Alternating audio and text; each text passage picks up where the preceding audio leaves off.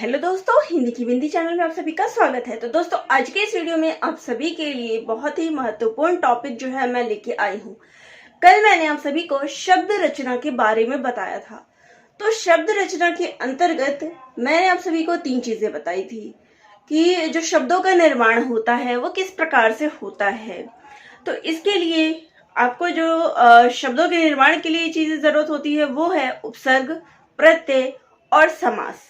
ठीक है, तो कल मैंने आप सभी को यही बात बताई थी कि आज जो मैं वीडियो आपको दूंगी उसमें आपको एक ऐसी ट्रिक बताऊंगी ताकि समास के ऊपर कोई भी प्रश्न आए ना तो आप बहुत आसानी से हल कर सकते हैं। यानी कि अगर मैं बात करूं तो आज के बाद समास से जो भी प्रश्न आए ना, आप मेरा नाम लेना कि मैम ने एक ऐसा तरीका बताया था जिससे हम इस प्रश्न को आसानी से कर सकते हैं। तो यहाँ व्याकरण के इस टॉपिक की बात करूँ तो आपके सभी सिलेबस में ये टॉपिक दिया गया है, तो आपको पढ़ना है और आज की ट्रिक के बाद बहुत आसानी से आप इस पर दिए गए प्रश्नों को हल कर सकते हैं। तो चलिए पहले बात करते हैं समास होता क्या है। तो देखिए, दो या दो से अधिक सार्थक शब्दों के मेल से जो छोटा शब्द बनता है उसे हम समास कहते हैं। अब समास का जो वैसे तात्पर्य निकाल दे तो क्या आ जाता है, संक्षिप्तीकरण। यानी कि कोई भी चीज बड़ी है उसको हम छोटा कर देते हैं। जैसे कि उदाहरण यहाँ पे मैं देख लूं, बता दूं तो देखिए, हम क्या बोलते हैं, रसोई घर। अब इसका समास क्या होगा, जब हम इसको विग्रह करेंगे, तोड़ेंगे तो क्या आएगा, रसोई के लिए घर। ठीक है, तो क्या है, शब्द क्या बना, रसोई के लिए घर। ठीक है, जब हमने इसका समास किया यानी इनको आपस में जोड़ा तो ये शब्द क्या बन गया, रसोई घर। तो शब्दों का क्या हो गया, संक्षिप्तीकरण हो गया, यानी कि शब्द जो है वो छोटे हो गए। ठीक है, तो यहाँ पर संक्षिप्तीकरण जो है समास का मतलब होता है, यानी कि शब्दों को और अधिक छोटा कर देना। तो ये आपकी परिभाषा हो गई जो सभी को पता है, और परिभाषा अब कभी आए तो आप आसानी से जो है इसका उत्तर दे सकते हैं। ठीक है, अब बात जो अगले की आती है वो है समास के प्रकार। अब ये समास कितने प्रकार के होते हैं ये भी प्रश्न पूछ सकते हैं, या पूछा जाता है कि समास जो है वो कितने प्रकार के होते हैं। तो समास याद रख लीजिएगा, बिल्कुल भी नहीं भूलना। समास जो है 6 प्रकार के होते हैं। कभी भी प्रश्न आए आपको 6 ही उत्तर देना है, उससे ये मत कहिएगा कि कहीं पे 5 लिखा है, कहीं पे 4 लिखा है या कहीं पे 8 लिखा है। समास 6 ही होते हैं। ठीक है, अब वो कौन कौन से समास होते हैं, तो पहला है अव्ययी भाव, दूसरे बात करें तो तत्पुरुष समास, फिर कर्मधारय, फिर द्विगु, फिर द्वंद्व और फिर बहुव्रीहि। तो ये कुल 6 जो है समास होते हैं। ठीक है, अब अगर मैं इनको याद करने की ट्रिक बताऊं कि आपको ये लाइन से कैसे याद रहे कि कौन सा समास है कौन सा नहीं है, तो यहाँ पे देख लीजिए, या तो ये ऐसे याद करें कि समास नाम का जो है कोई एक लड़का है, उसके अंदर क्या जागा, भाव जागा। तो कोई व्यक्ति है उसके अंदर भाव जागा कि वो पुरुष है। पुरुष क्या करते हैं, कर्म करते हैं। पुरुष का कार्य क्या है, कर्म करना। तो पुरुष ने जो है, पुरुष के अंदर जो है, समास नाम का पुरुष है, उसके अंदर क्या जागा, भाव जागा कि वो कर्म करे। अब उसने कर्म तो करना शुरू कर दिया, लेकिन जब भी हम अच्छी चीजें करते हैं तो उसके साथ बुरी भी चीजें आती है।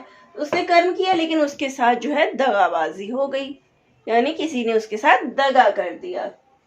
अब दगा कर दिया, उसकी गर्लफ्रेंड ने भाई कर्म करेगा यानी कोई काम करेगा तो गर्लफ्रेंड भी बनेगी। तो माइंड मत करिएगा, यहाँ पे मैं बस उदाहरण के लिए आपको याद करा रही हूँ, इस बात को ध्यान में दीजिएगा कि मैं क्या वर्ड बोल रही हूँ। तो यहाँ देखिए, तो क्या हो गया, कर्म तो उसने किया, उसको गर्लफ्रेंड में मिल गई, लेकिन उसके साथ वो दगा कर गई यानी वो भाग गई। तो उसके बाद क्या हुआ, द्वंद्व हुआ।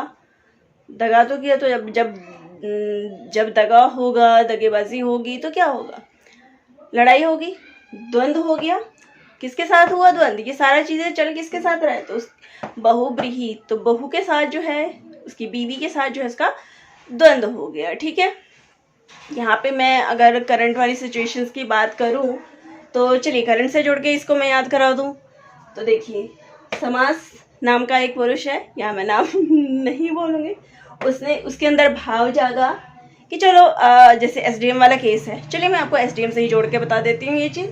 तो जो एसडीएम का पति था, ज्योति मौर्य का पति, ठीक है, यहाँ पे समास क्या हो गया, ज्योति मौर्य का पति, यहाँ मैं बिंदी निकाल ही तो बार बार प्रॉब्लम कर रहा है, ठीक है।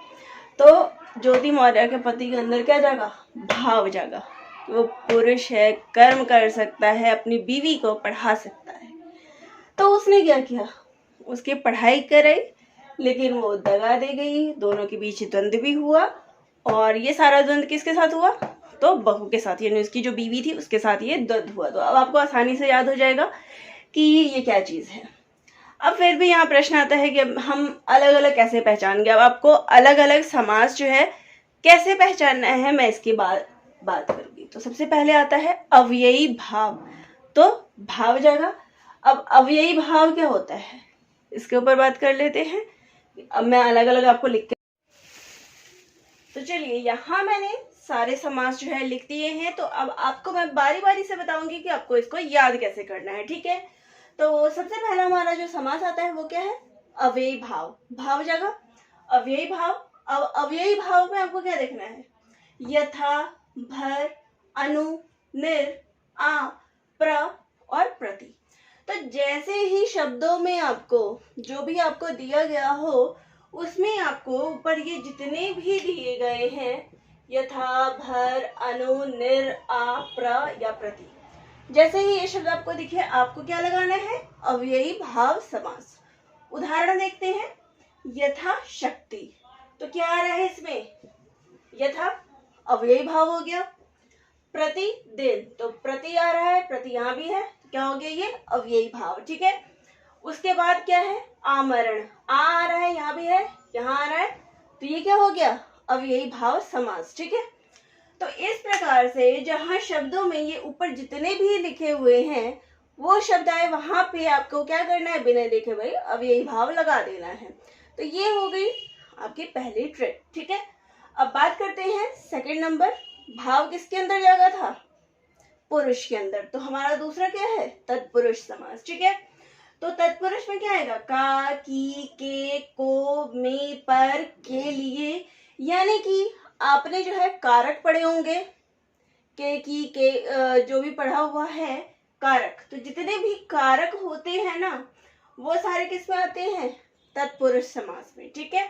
का, की, के, को, के लिए, ये सारी चीजें, यानी कि आप ये याद रख लीजिए कि जो कारक है ना वो इसके अंतर्गत आते हैं, ठीक है। अब जैसे इसका उदाहरण भी देख लेते हैं, देशभक्ति, यानी कि देशभक्ति का समास विग्रह क्या होगा, देश के लिए भक्ति, के लिए आ रहा है, तो मतलब ये क्या हो गया, तत्पुरुष समास, ठीक है। दूसरा क्या है, राजपुत्र, यानी कि राजा का पुत्र, तो का भी आ रहा है, तो ये तत्पुरुष है। राजमहल, यानी कि राजा का महल, तो राजा का महल का आ रहा है, तो ये क्या है, तत्पुरुष समास है, ठीक है। तो हम ऐसे ही इसको पहचानेंगे। तो जो भी तत्पुरुष समास रहेगा उसमें क्या रहेगा, ये कारक रहेगा, ठीक है। अगला समास है हमारा कर्मधारय। अब कर्मधारय को आप कैसे पहचानेंगे, तो इसके लिए भी ट्रिक है कि शब्द में क्या आएगा, है जो और के समान, यानी कि शब्दों को जब हम उसका अर्थ निकालेंगे तो शब्द में क्या आना चाहिए, है जो या के समान, तो वहां हो गया कर्मधारय। अब यहाँ पे इसका उदाहरण देख सकते हैं, चरण कमल। चरण कमल का मतलब क्या हो गया, कमल के समान चरण, तो के समान आ गया। और यहाँ मैंने क्या बताया कि के समान अगर आएगा तो क्या होगा, कर्मधारय, ठीक है। नील गगन, यानी कि नीला है जो, गगन है जो आ गया, तो क्या हो गया, कर्मधारय। लाल मणि, लाल है जो मणि, तो ये भी क्या आ गया, कर्मधारय। तो इस प्रकार से जब आप उसको विग्रह करके देखेंगे तो आपको खुद ही पता चलेगा कि कौन सा समास है, ठीक है। अगला क्या आता है, द्विगु समास। इसको तो बहुत आसानी से आप सभी लोग कर सकते हैं। इसमें क्या आता है, संख्यावाचक आता है, यानी कि का समूह, इसका समूह, किसी भी चीज का समूह और संख्यावाचक, ठीक है। जैसे कि नवग्रह, नवग्रह क्या है, 9 ग्रहों का समूह। तो 9 आ गया यानी कि संख्या आ गई, और इसके बाद का समूह। ठीक है। त्रिभुज 3 भुजाओं का समाहार। त्रिवेणी 3 वेणियों का समूह। तो यहाँ जहां पे भी आ जाता है संख्यावाचक होगा, और उसके बाद जो है का समूह, संख्याओं का समूह, जितनी भी संख्या होगी तो वो क्या हो जाएगा, द्विगु समास हो जाएगा। अब बात करते हैं द्वंद्व समास की। तो द्वंद्व क्या है, द्वंद्व में कैसे पहचानेंगे, और या फिर या शब्द, जैसे कि माता पिता। अब यहाँ पे क्या है, माता और पिता, भला बुरा, भला और बुरा, तो बीच में क्या आ रहा है, योजक चिन्ह आ रहा है, और ये एक दूसरे के क्या होंगे, ये एक दूसरे के विपरीत भी होंगे, उल्टे होंगे। तो ये क्या कहलाएंगे, ये कहलाएंगे आपका द्वंद्व समास। अगर मैं यहाँ पे बात कर दूं, जैसे प्रतिदिन का जो अर्थ निकलेगा वो क्या होगा, दिन दिन। लेकिन यहाँ पे अब ये योजक चिन्ह देख के, ये जो बीच में योजक चिन्ह है, इसको देख के आप द्वंद्व मत लगा देना कि द्वंद्व समास है, तो योजक चिन्ह है तो मतलब द्वंद्व समास है, नहीं। यहाँ पे क्या आएगा, अव्ययी भाव समास। ठीक है। तो क्योंकि ये बीच में योजक चिन्ह तो है, लेकिन ये एक दूसरे के विपरीत नहीं है, दिन और दिन दोनों का मतलब सेम है। लेकिन यहाँ पे देखिए, माता और पिता एक दूसरे के विपरीत हो गए लिंग के, भला बुरा एक दूसरे का विपरीत हो गया, पाप पुण्य यानी पाप और पुण्य, तो ये सब एक दूसरे के विपरीत भी है, और बीच में क्या आ रहा है, और आ रहा है यानी योजक चिन्ह आ रहा है, तो वो हो गया द्वंद्व समास। अब सबसे लास्ट बात करते हैं बहुब्रीहि समास की। तो अब बहुब्रीहि समास क्या होता है, तो इसको कैसे पहचानेंगे, तो देखिए इसके लिए कुछ नहीं करना है, जहां पे देवी देवताओं का नाम आ जाए, आपको उसको देख के लगे कि ये तो देवी देवताओं का नाम है, वहां पे बिना देखे लगा दे कि ये भाई बहुब्रीहि है। जैसे कि गजानन। अब गजानन हम किसको बोलते हैं, जिसका मुंह हाथी के समान हो। हाथी का मुख किसका है, कौन से भगवान का है, तो गणेश जी का। तो गजानन गणेश जी। नीलकंठ, नीलकंठ किसको बोलते हैं, गजानन हो गए गणेश, नीलकंठ हम किसको बोलते हैं, नीला है जो कंठ। अब नीलाकंठ किसका है, शिव का, तो यहाँ पे क्या हो गए, शिव। दशानन, दशानन किसका है नाम, रावण का, रावण के 10 सिर थे। अब यहीं पे एक और उदाहरण ले लूं, चक्रधर। अब चक्र को धारण किसने किया है, चक्र किसके पास रहता है, भगवान विष्णु के पास, तो चक्रधर कौन हो गया, विष्णु। तो ये इसको आप ऐसे ही पहचानेंगे कि देवी देवताओं के नाम। ठीक है। तो अब आपको संपूर्ण टॉपिक जो है समास के ऊपर समझ आ गया होगा कि समास क्या होते हैं। ठीक है। तो फिर से एक बार रिपीट कर लेते हैं जल्दी से। तो समास क्या होते हैं, तो संक्षिप्तीकरण, शब्दों को छोटा कर देना। तो समास कितने प्रकार के होते हैं, तो ये कुल 6 प्रकार के होते हैं। अब 6 के नाम कैसे याद करने हैं, तो सबसे पहले क्या जाएगा, भाव जाएगा पुरुष के अंदर कि वो कर्म करे, लेकिन उसके साथ जो है दगाबाज हो गई यानी द्विगु।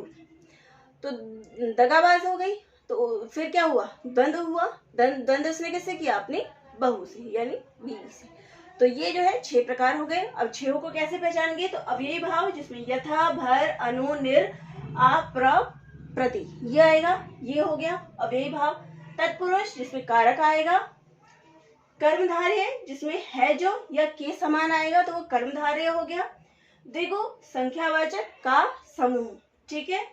द्वंद्व जिसमें कि और शब्द प्रयुक्त हो, योजक चिन्ह हो और एक दूसरे के वो विपरीत हो। बहुब्रीहि देवताओं के नाम। तो उम्मीद है आपको ये जो टॉपिक है हमारा समास, ये कंप्लीट समझ में आ गया हो। फिर भी कोई डाउट हो तो कमेंट बॉक्स में कमेंट करके जरूर बताइएगा। और नेक्स्ट वीडियो में मैं आपको समास के ऊपर बहुत सारे प्रश्न भी कराऊंगी, और आप सभी जो है इन प्रश्नों के लिए भी तैयार रहिएगा, ताकि आप उत्तर दें तो पता चल सके कि आपकी तैयारी कितनी है। तो वीडियो अच्छी लगा तो चैनल को लाइक, शेयर और सब्सक्राइब कर दीजिएगा। धन्यवाद।